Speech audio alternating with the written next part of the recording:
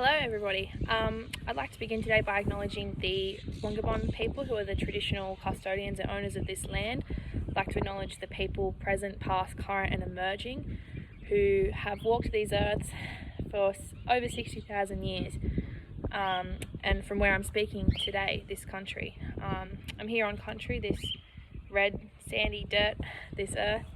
And my family's been fortunate enough to live and work here for over 70 years now. I'm a fourth generation European grazer here, and incredibly blessed to have grown up in this environment and this ecosystem. Today I'd like to have a bit of a yarn to you about relationality to country. It's a pretty complex topic, and what we're talking about here is how we relate to all the entities around us, how we relate to these trees, this earth, this sky, everything around us, the birds, the things we can't understand, the beings we can't understand that bigger than us. And yes, my family is non-Indigenous, but this notion really resonates with me because this landscape is such a big part of my personal identity and my professional career, moving into agriculture beyond university at the end of this year. And so my family have adopted a country-centred approach to the way that they're managing this landscape. So they've practiced regenerative management here for over 20 years. And the aim of what we're trying to do with that is we're trying to restore this ecosystem back to what it would have been before settler colonial invasion.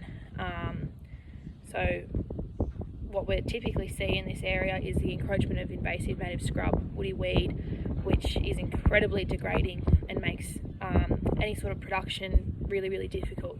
So what we're trying to do here with a country-centred focus on the whole ecosystem function is to restore it back to a semi-timbered grassland, similar to what you see in the background here. This has been mowed, but that's similar to what we're trying to move back to. And I think that what's really interesting with that is that we consider everything as connected in this environment, and we take a holistic approach to our decision making. And you can't isolate parts of nature. Everything works together, and we're trying to incorporate that into the way that we work with this ecosystem, which is just something that really resonated with me from Dr. Harridan's comments about relationality to country. I can certainly relate to a certain extent to what that means. But what I really struggle with is the fact that my family's here and been able to be here for 4 generations now because of incredibly violent massacres of Indigenous people. It's something that I wasn't fully aware of and didn't fully appreciate until very recently at university, the extent of that and the sheer atrocities that were committed. It's hard to find records on my local area. The data that's available to us doesn't show anything that happened here, but that's not to say that it didn't, and it doesn't by any means mitigate the huge extent to which it happened across Australia, and it still played a massive role in my family being able to be here and to practice agriculture in Australia generally.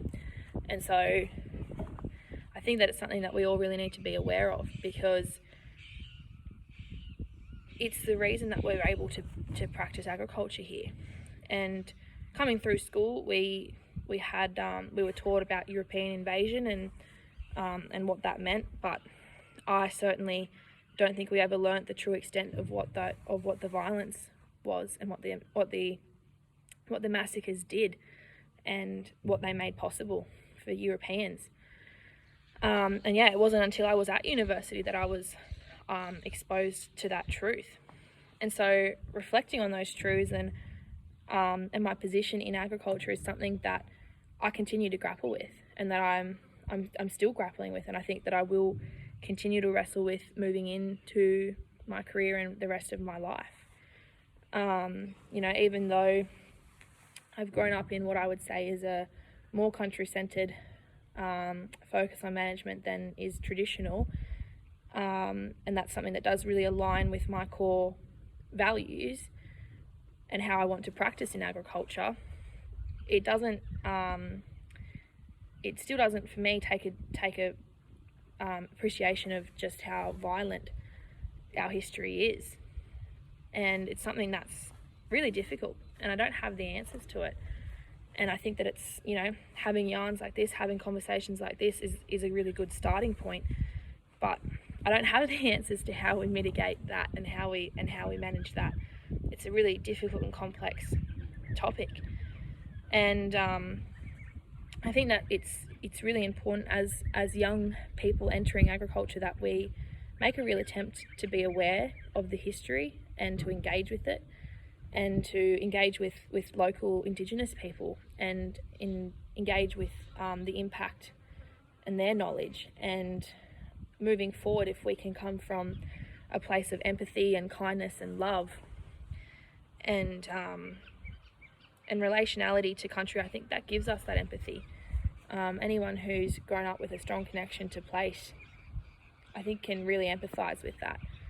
And I just like to, as a result of this yarn, you start a conversation next time you're on a farm, and just be aware that there was really atrocious violence that made it possible for us to be here. But moving forward, if we can lean into empathy and kindness and love, that might be a way to bring it back to the country and focus on that. Thank you.